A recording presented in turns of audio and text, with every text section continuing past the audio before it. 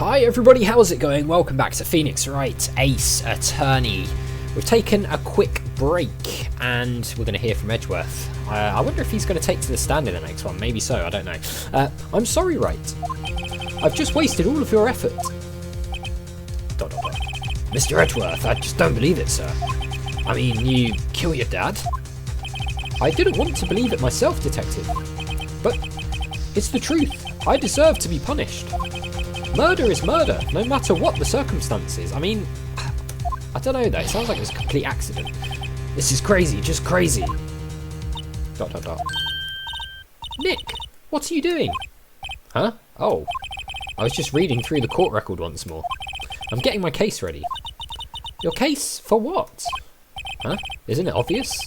I'm going to prove that Miles Edgeworth is innocent. What are you talking about, pal? He just admitted to it. He confessed that he did it. In court. I'm sorry, Edgeworth, but I don't believe your nightmare. What? It's just a dream. It's not real. The truth is right here in this court record. In any case, tighten your belts. The real fight is just beginning. Oh, here we go. I'll prove you're innocent. Trust me. Right. Guess we got to pay him back for the classroom trial, right, when we were a kid. 2:30 PM, District Court, room number 3. Now then, I would like to resume our trial. Judge, Miles Edgeworth has admitted his own guilt. He has confessed his crime. Let us begin by hearing his testimony. Then, though pointless, let the defence do their cross-examining. The statute of limitations on DL6 runs out today.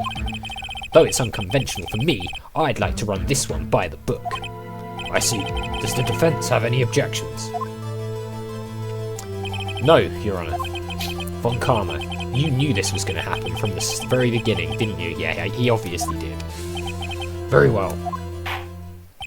Will Miles Edgeworth take the stand? Okay, cool. So, we're going to hear from Edgeworth. We're going to hear about this dream and everything, I guess. Will the witness state his name and profession? Miles Edgeworth, I am a prosecuting attorney. Mr. Edgeworth, 15 years ago, you mistakenly killed your father, Gregory Edgeworth. Is this correct? ... It is correct. Then testify about this matter to the court. When Edgeworth was telling me about his dream yesterday, I noticed something. One detail didn't quite fit. That will be the key, but only if I can get it to work. Okay, so what didn't fit? I didn't notice anything. Please, please! I guess maybe we'll be able to figure it out. DL6 incident. That day, I had gone to the courtroom to observe one of my father's trials. As we went to leave, an earthquake struck, trapping us in the elevator. My father and Mr. Yogi lost their composure and began to argue. Just then, something heavy fell at my feet. It's the gun, right? I picked it up and threw it at Mr. Yogi. I wanted them to stop fighting. A moment later, there was a single gunshot, then a scream.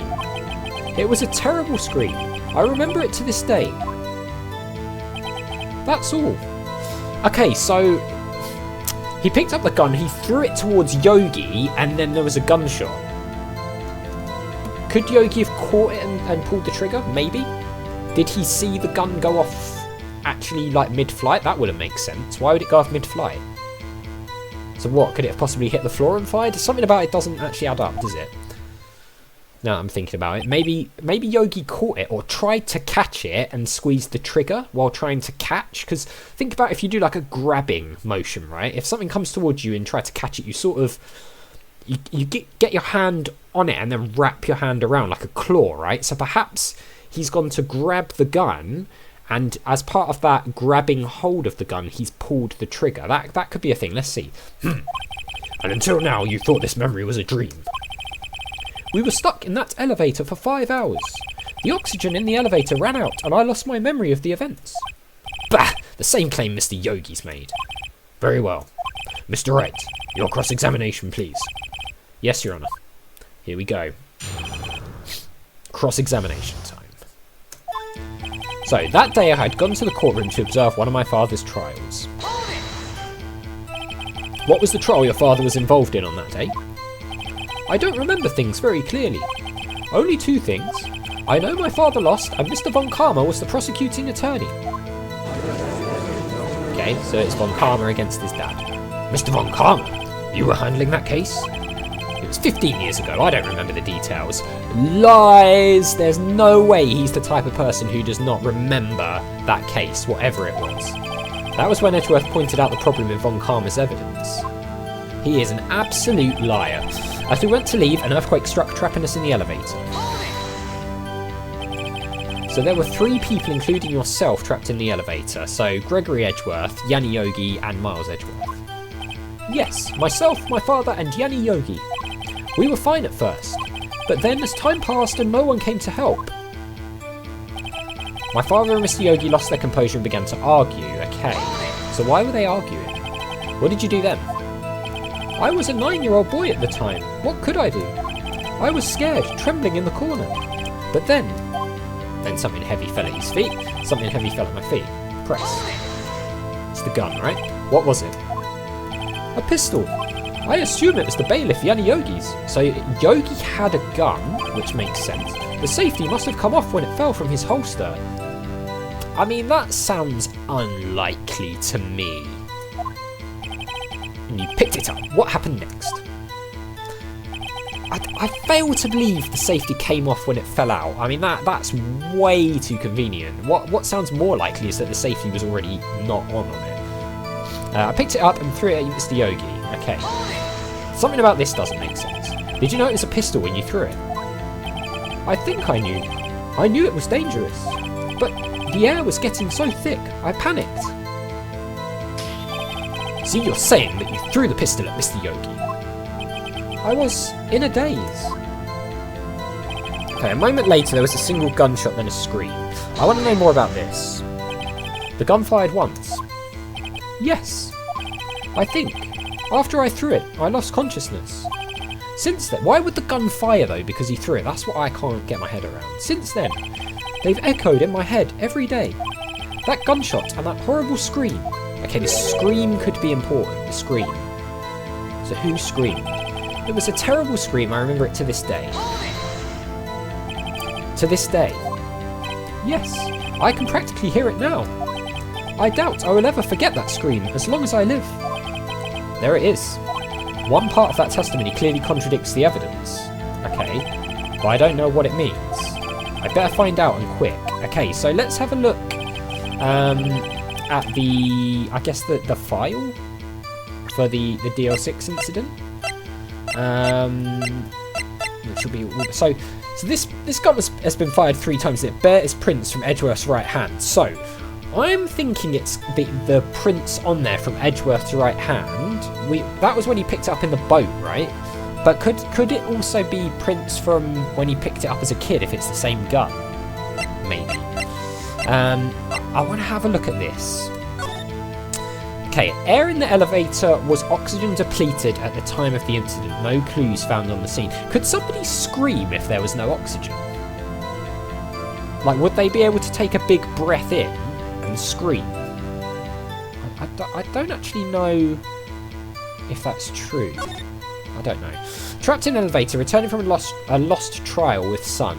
Miles Edgeworth aided 1 bullet found in heart. The murder weapon was fired twice. Oh, hang on. Whoa. Okay, hang on. Trapped in elevator. 1 bullet was found in Edgeworth's heart, but the gun was fired twice. So what happened to the other bullet? And that doesn't make sense. So he threw the gun at Yogi. The gun fired. He heard the scream. When did it get fired a second time? All right. Okay. I think we might have something here. Let's cycle round to. Not that one. Not that one. Not that one. Okay. I picked it up and threw it. I wanted to stop them fighting. So I think this one could be where we present that. I think. So let's potentially do this. Present. Are you sure you only heard 1 gunshot? Yes, I'm sure of that. I heard the shot, and the scream. Then everything faded. I was unconscious until the rescuers came. Oh, hang on. One shot, scream, unconscious. But we know there were 2 shots and 1 bullet in the heart. So, potentially, the shot he heard didn't hit anybody. And actually, let's open up the court record here. I remember saying in the last episode that this picture here, you can see a gunshot up there on the window, right? So, could that potentially be from the shot that Edgeworth heard before he heard the scream and passed out? And then Yogi picked up the gun and shot him in the heart while Edgeworth was unconscious. That's my running theory. We'll see. I was unconscious until the rescuers came. I see. No, Your Honour, unfortunately you don't. Look at this file one more time. This plainly contradicts the witness's testimony. Of course. I was waiting for that. You do enjoy dragging out that file, don't you? I don't accept this evidence unless you can tell us what pages are really, dude. This same line you're peddling every time. Which page contradicts Miles Edgeworth's testimony? Well, I suppose we can just have another look without answering. It's the second page though, whatever that is. There, victim data. Alright, well, Von Karma, eat victim data. Look at the victim data in this file. It says it quite plainly, the murder weapon was fired twice. Miles Edgeworth only heard 1 gunshot, yet the murder weapon was fired twice. The first shot was the accidental firing when the pistol was thrown. So, who fired the remaining shot?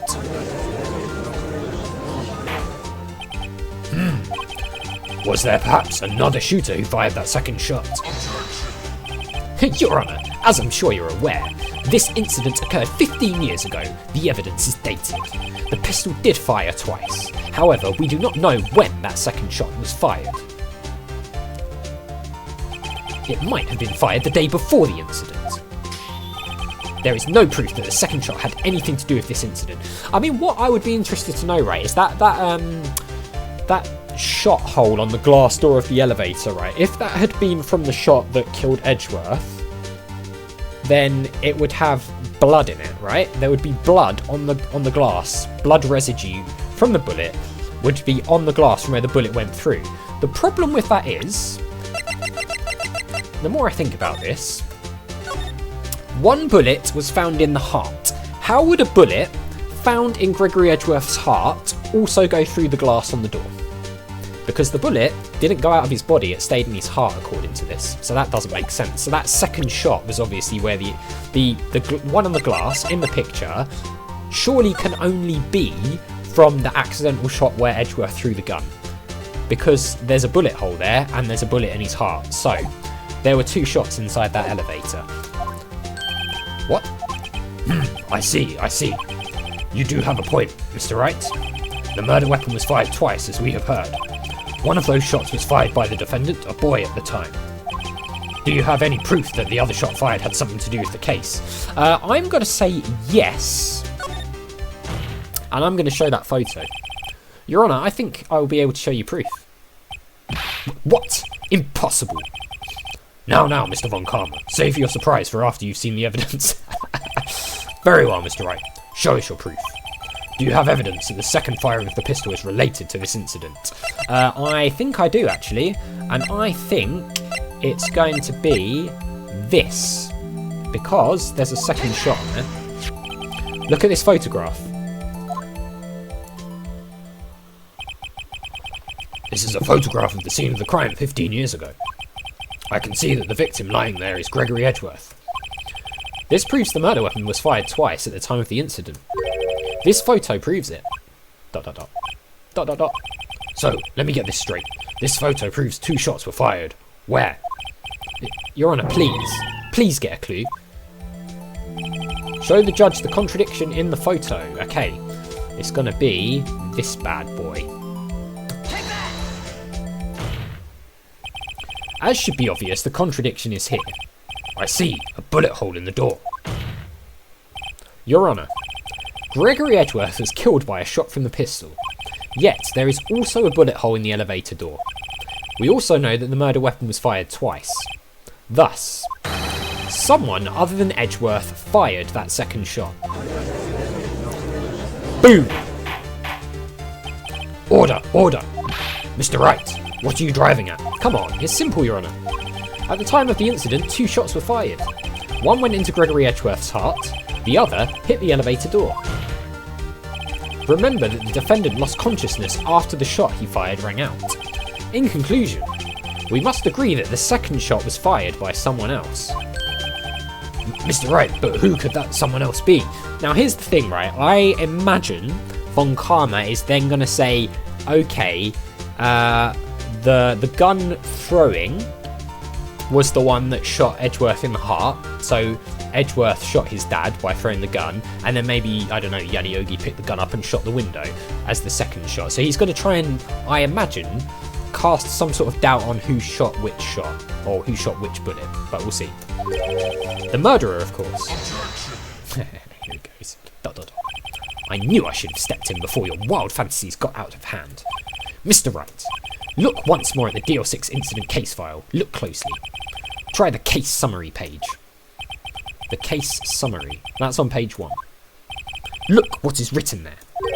Not a single clue was found on the scene. ... If the pistol had indeed been fired 2 times, then the other bullet would have been discovered on the scene. He does have a point. That second bullet has never been found. Why? Because the second bullet does not exist. The bullet that claimed Gregory Edgeworth's life was the one fired by his own son. That is the truth of this matter, the whole truth. It was undoubtedly something else that made that bullet hole in the door. I mean, good job by him to cast doubt on it, I suppose. Order! I will have order. And we are out of time, so we'll have to continue with this in the next episode, unfortunately. So as always, thank you very much for watching. A big thank you to my patrons, Arcades Games, Wayne Nates, Paul from the Phantom Fellows, Lyle, Hobo, Numinous, Kumadin, Paulione, Flossy Sheep, JohnCon555, Chrissy, Paul James, and Zolties. And I'll see you next time.